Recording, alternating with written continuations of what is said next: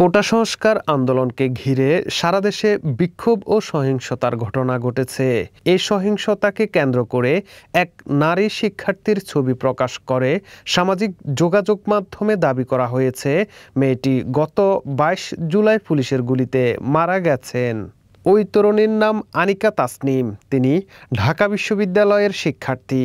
জানা গেছে, কোটা সংস্কার আন্দোলনে অংশ নেয়া আনিকা মারা যাওয়ার খবরটি সম্পূর্ণ গুজব।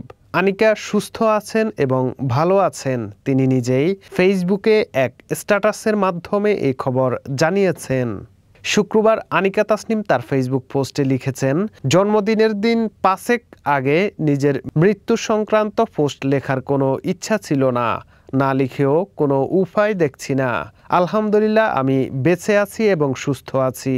কোনো রকম গুজব না ছড়ানোর অনুরোধ রইল।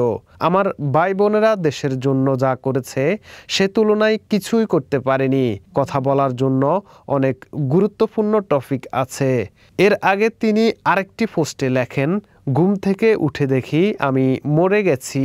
দেশের এই ক্রান্তিলগ্নে যারা সামান্য রিচের জন্য এসব পোস্ট করে তাদের জানাই লাল সালাম।